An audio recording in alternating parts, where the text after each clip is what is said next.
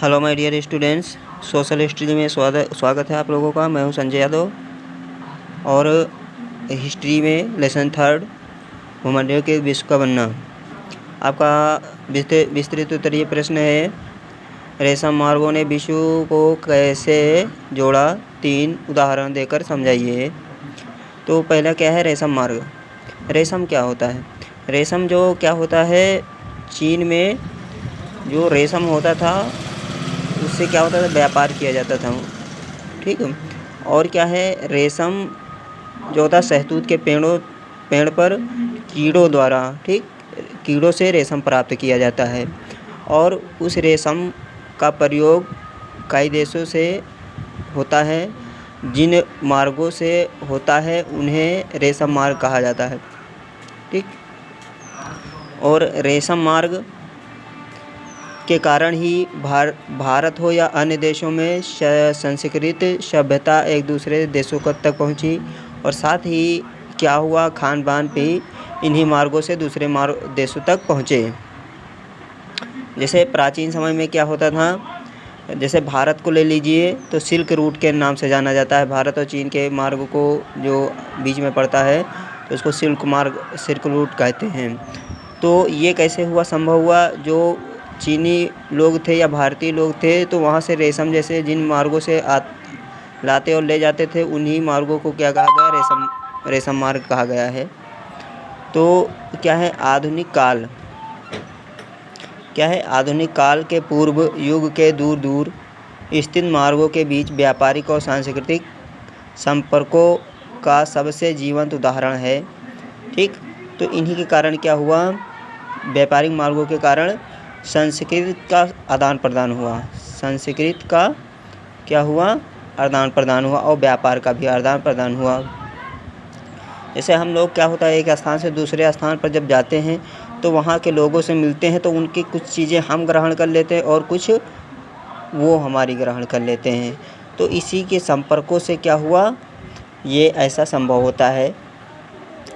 जैसे और क्या है, जैसे क्या है, भारत को ले लीजिए तो जिन मार्गों से क्या हुआ, जो बौद्ध धर्म के संस्थापक थे या उनके अनुयायी थे, उन्होंने बौद्ध धर्म के प्रचार चीन में पहुंचाए। तो किन मार्गों से? रेशम मार्गों के द्वारा। ठीक है।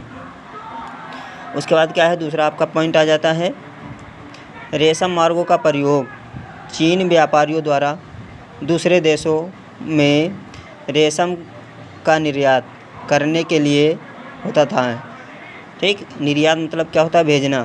ठीक। आयात मतलब मंगाना और निर्यात मतलब चीन से क्या होता था, भेजा जाता था। व्यापारियों द्वारा इसको भेजा जाता था रेशम को।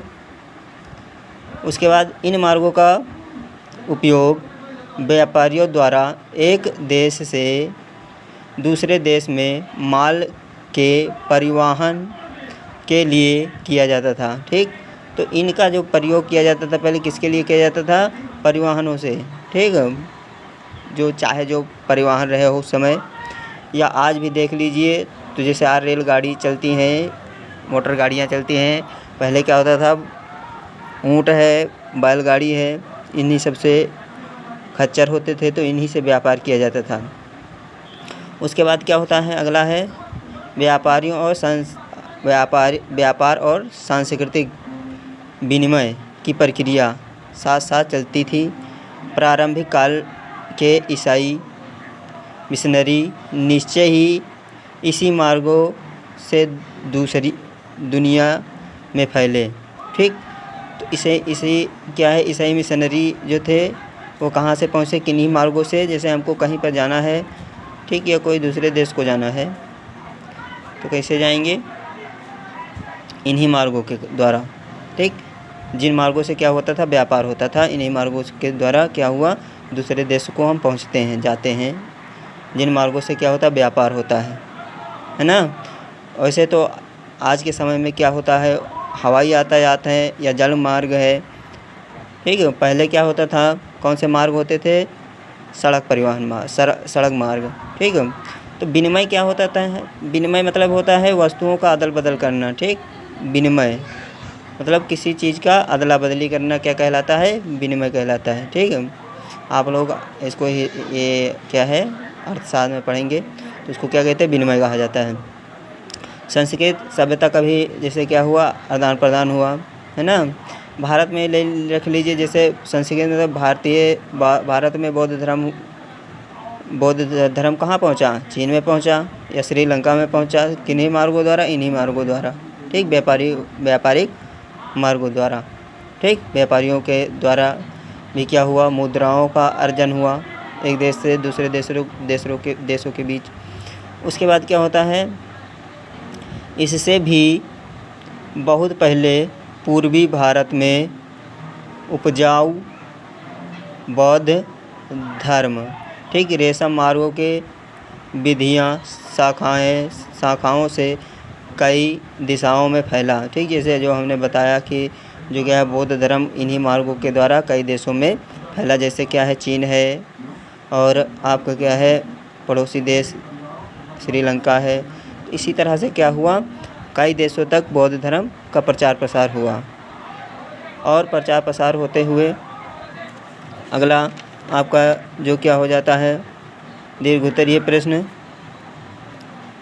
ब्रिटेन अनुबंध का क्या अर्थ है, ठीक।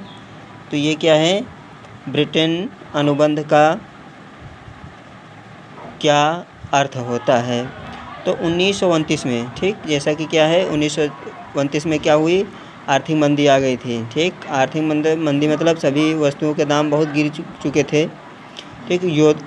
क्योंकि युद्धों के कारण, है ना, कई वर्षों तक युद्ध चलते रहे, ठीक, जिसमें क्या हुआ, पूरे विश्व की अर्थव्यवस्था एकदम बेकार हो गई। जैसे इस समय क्या हो गया है, कोरोना वायरस, ठीक। कोरोना वायरस से क्या हुआ, देश में आर्थिक मंदी कगार पर विश्व आ पहुंचा है। तो इसी तरह से क्या हुआ था, आर्थिक मंदी आ गई थी, ठीक। तो वो क्यों आई थी, युद्धों के कारण, ठीक। तो कुछ हस्तक्षेप के जरिए ही सुनिश्चित की जा सकती थी। इसलिए आर्थिक स्थिति को बनाए रखने तथा पूर्व रोजगारी के लिए 1944 ईस्वी में अमेरिका, ठीक, क्या है, अमेरिका में स्थित न्यू हैम्पशायर ने ब्रेटन वुड्स नामक स्थान पर एक सम्मेलन हुआ, ठीक। किसका, वुड्स सम्मेलन, ब्रेटन वुड्स सम्मेलन का क्या हुआ, समझौता, ठीक, है ना, समझौता या संधि भी कह सकते हैं, ठीक। तो इसमें क्या हुआ, समझौता किया गया था। और उसके बाद क्या हुआ, इस सम्मेलन में अंतर्राष्ट्रीय मुद्रा कोष, ठीक, क्या है, अंतर्राष्ट्रीय मुद्रा कोष, इसको विश्व क्या है, विकास बैंक का गठन हुआ, ठीक। इसी समय क्या हुआ था, ये 1929 समझ लीजिए, विश्व बैंक का, ठीक, विश्व विकास बैंक का क्या हुआ, गठन हुआ था। और ये क्या होता है, पूरे विश्व की जो आर्थिक स्थिति है उसको बनाए रखता है, ठीक। इसी के अंतर्गत IMF क्या है, IMF की स्थापना सदस्य देशों के विदेशी व्यापार में लाभ और घाटे से निपटने के लिए की गई थी। नई आर्थिक प्रणाली के अंतर्गत विश्व की अधिकतर मुद्राओं को अमेरिका डॉलर से जोड़ा गया था, ठीक। जो अमेरिकी क्या होती है, डॉलर होती है, ये आपका क्या हो जाता है, डॉलर का निशान हो जाता है इस तरह से, जैसे कहीं बना रहता है, ठीक है, कैसे है, इस तरह से, ठीक। तो क्या हो जाता है, उसको सारे विश्व की जो मुद्रा होती है उसको किससे जोड़ दिया गया था, डॉलर से जोड़ दिया गया है ना, किससे, डॉलर से। फिर क्या हो जाता है, यह प्रणाली कुछ वर्षों तक ही चली, परंतु 1971 में धराशायी हो गई थी, ठीक। उसके बाद क्या हुआ था, 1971 में ये क्या हुई, स्थिति धराशायी हो गई। तो अगर आप लोगों को यह वीडियो समझ में आया या अच्छा लगा हो तो ज़्यादा से ज़्यादा सब्सक्राइब करें और हमारे वीडियो को लाइक करें, चैनल को हमारे आगे बढ़ाएं।